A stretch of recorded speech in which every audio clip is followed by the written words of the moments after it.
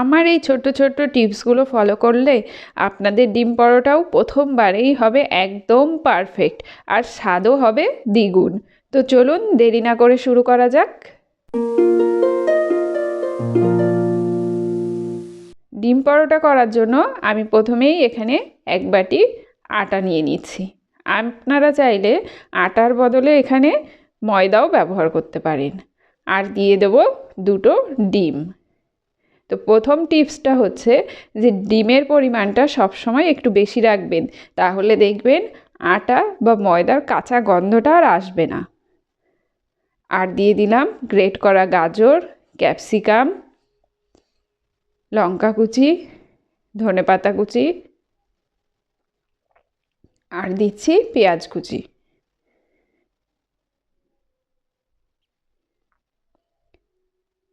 এখানে আপনারা চাইলে আরও কিছু সবজি আপনাদের পছন্দ অনুযায়ী অ্যাড করতে পারেন। আর দিয়ে দিচ্ছি আমি লবণ। লবণটা দিয়ে এবার ভালো করে আমি মিশিয়ে নিচ্ছি।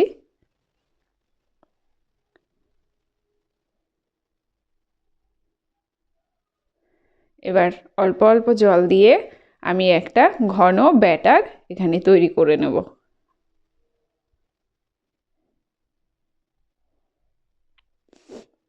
একবারে বেশি জল দেবেন না, তাহলে কিন্তু ব্যাটারটা পাতলা হয়ে যাবে। অল্প অল্প জল দিয়ে একটা ঘন ব্যাটার তৈরি করে নেবেন। ব্যাটারটা যদি পাতলা হয় সেক্ষেত্রে কিন্তু খেতে ভালো লাগে না।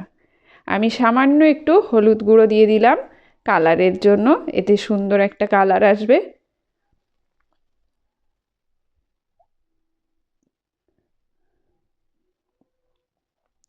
দু থেকে 3 মিনিট ভালো করে ফেটিয়ে নিয়েছি। এবার দেখুন, এই দেখুন এরকম ঘনত্বের ব্যাটারটা তৈরি করতে হবে। খুব বেশি পাতলা হলে পরোটাগুলো কিন্তু খেতে ভালো লাগবে না। এবার একটা তাওয়া নিয়ে নিয়েছি, তাওয়াতে আমি সাদা তেল দিয়ে দিলাম। তেল দিয়ে একটু ভালো করে ছড়িয়ে দিচ্ছি।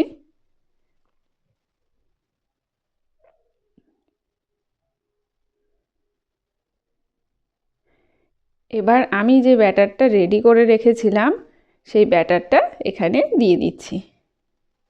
দিয়ে সুন্দর করে এরকমভাবে আস্তে আস্তে ছড়িয়ে দেব।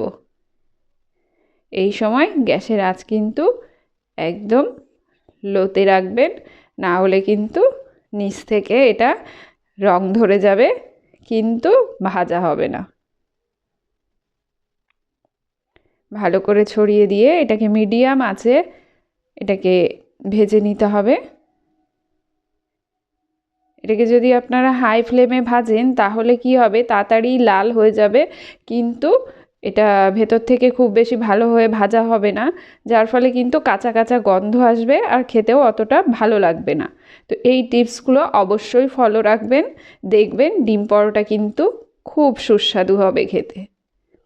দেখুন আস্তে আস্তে এটাকে এভাবে চেপে চেপে আমি ভেজে নেব। এভাবে একবার তৈরি করে খেয়ে দেখুন, একদম কাঁচা কাঁচা গন্ধ লাগবে না, আর খেতেও খুব সুস্বাদু হবে। এই দেখুন এভাবে ভেজে নিলাম। আপনারা চাইলে তেল ছাড়াও তৈরি করতে পারেন, তো আমি একটা তেল ছাড়া তৈরি করে দেখিয়ে দিচ্ছি। তেল না দিয়েই এরকমভাবে এটাকে আবার ছড়িয়ে দেব। আস্তে আস্তে করে এরকম সুন্দরভাবে আমি এটাকে গোল করে ছড়িয়ে দেব। এটা কিন্তু তেল ছাড়াও খুব সুন্দরভাবে উঠে আসবে, একদম তাওয়াতে লেগে যাবে না। এই দেখুন সুন্দরভাবে উঠে আসবে, শুধু একটু নিচের পাশটা যাতে একটু ভাজা হয়ে যায়, তারপরে এটাকে ওঠানোর চেষ্টা করবেন, না হলে কিন্তু ভেঙে যাবে। এই দেখুন এভাবে উল্টে পাল্টে আমি এটাকেও ভেজে নেব। তো যারা তেল খেতে পছন্দ করেন না তারা অবশ্যই এইভাবে তৈরি করে খেয়ে দেখুন, খুব ভালো লাগবে। এটা খুব চটজলদি তৈরি হয়ে যায়, আর কোনো রকম কোনো ঝামেলা নেই। আর এটা বাচ্চাদের টিফিনে কিংবা অফিসের লাঞ্চ বক্সে এটা খুব সহজেই আপনারা তৈরি করে দিতে পারেন। এটা কিন্তু খুব ভালো, হেলদি একটা খাবার। তো আজকের রেসিপি আপনাদের কেমন লাগলো অবশ্যই কমেন্ট করে আমাকে জানাবেন। আর আমার রেসিপি যদি আপনাদের ভালো লেগে থাকে অবশ্যই আমার চ্যানেলটিকে সাবস্ক্রাইব করে আমার পাশে থাকবেন। দেখা হবে আরেকটি নতুন রেসিপির সঙ্গে, ততক্ষণের জন্য টাটা।